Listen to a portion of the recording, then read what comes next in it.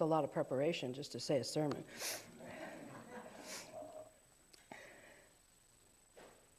So our sermon this morning was written by Reverend Sarah Movius Schur. She's visited us a few times in the past, and not too long ago retired from being a representative of the Pacific Western region of the UUA. So you might remember having seen her before. And as I said earlier, Reverend Lauren will be giving a adapted version of this sermon at her other congregation today as well. Love. It can be such a confusing word in our language. I can say, I love my children, and I can say, I love watching Downton Abbey. Don't tell anybody. I really do. Both of these statements are true, but I assure you that my feelings for watching the adventures of the Crawley family pale in comparison to the connection I have with my children. Love means a lot of different things. People experience love differently, even love that might look the same on the outside. The ancient Greeks had something that helped, different words for different kinds of love. One is eros. Eros is the passion that young lovers feel for each other. It's the romantic head-over-heels love that also often connected with physical attraction. Many of us think of romantic love as adorable or even enviable, and it can be. Eros love is what most of the songs on the radio are about, but the ancient Greeks often considered it dangerous because of the out-of-control nature and the way these feelings can get you into trouble. Think a 16-year-old. Eros is a very powerful force. There's also pragma, or long-standing love. Those of you who have been married for a long time know that the crazy new crush feelings don't last until the golden wedding anniversary.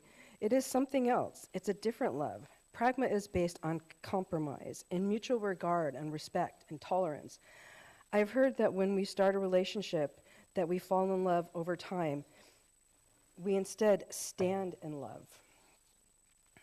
This is pragma. It makes me sad when I hear that folks think that if the crazy eros feeling fades, it means the relationship is over and you need to move on to a new eros.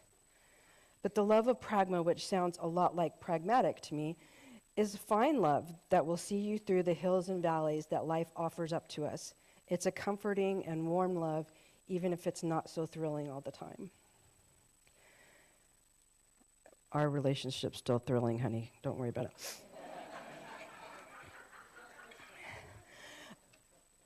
Another word supplied to us by ancient Greek is philia, the love of deep friendship. We have philia for a comrade who we fought side by side with on the battlefield or in the trenches of a social movement. These are those old high school or college friends that we still feel so close to, or the poker group that has met every month for decades. Philia is more constant than eros, more reliable and lasting. And there's ludus, or playful love. Ludus can range from a flirtatious dance to the joshing that happens at Mardi Gras. Most of us have had the experience of flirting with or suggestive kidding with someone just because it was fun. It didn't mean anything like a deep connection. It was a kind of mutual game. Ludus is only problematic when it is confused for something different than it is. Then there's agape love, the selfless love for other human beings. We often refer to that love as compassion or empathy. Agape is what keeps nurses warm and friendly as they care for the demented patient, and what urged the firefighters to run towards the Twin Towers. The Buddhists call it loving kindness. If you were to read the Christian Bible in its original Koine Greek, it is the word that you would see over and over, agape. In fact, the reading from 1 Corinthians that we so often hear, the one about faith, hope, and love, isn't about the love between honeymooners. It's about agape. Here's part of the famous passage with the word compassion inserted as a better translation than love.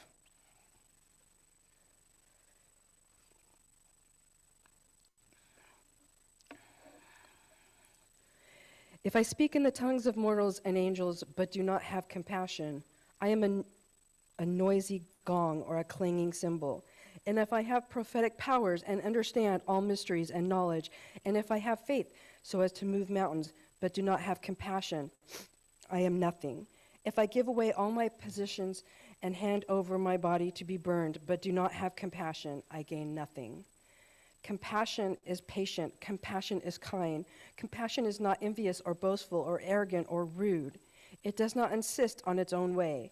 It is not irritable or resentful. It does not rejoice in wrongdoings, but rejoices in the truth.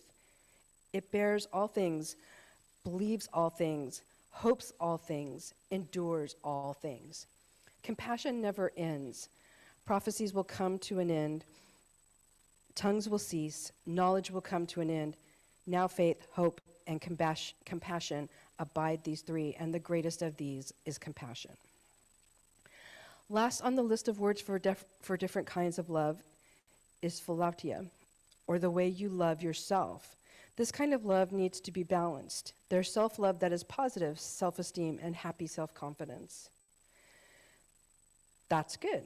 We need to love ourselves and treat ourselves as valuable people because doing so helps us take good care of ourselves and provides a base from which we can love others.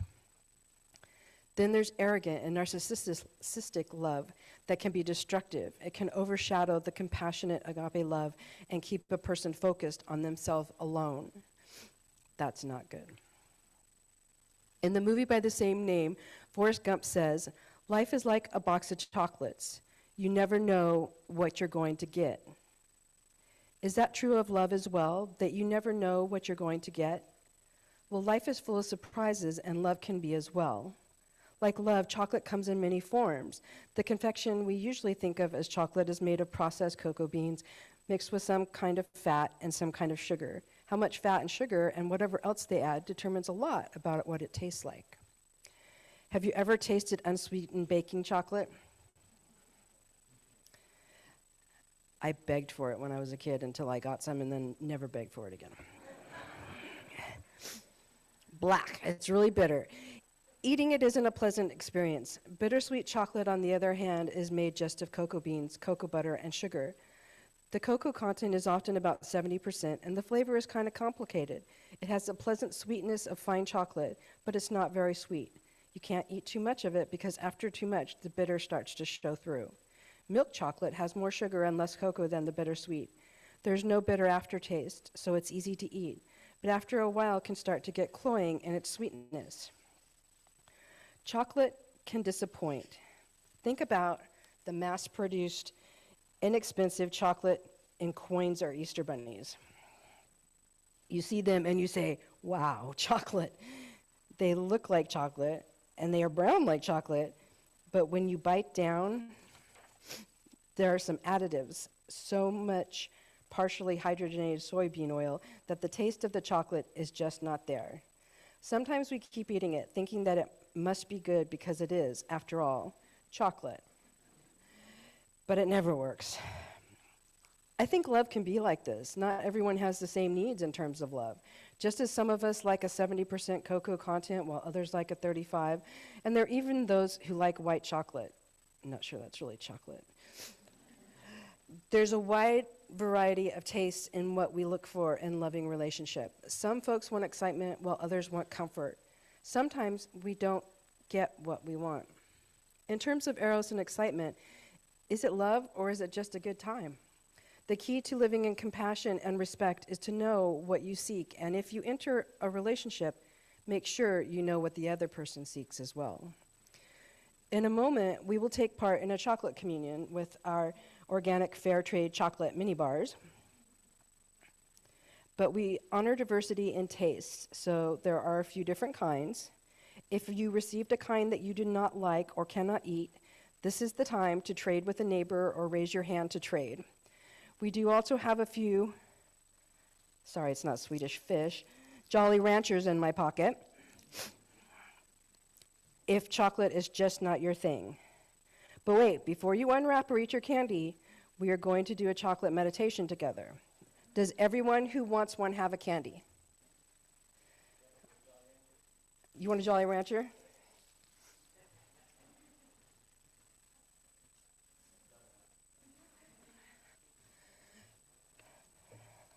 All right. All together, unwrap your candy and hold it in your hand.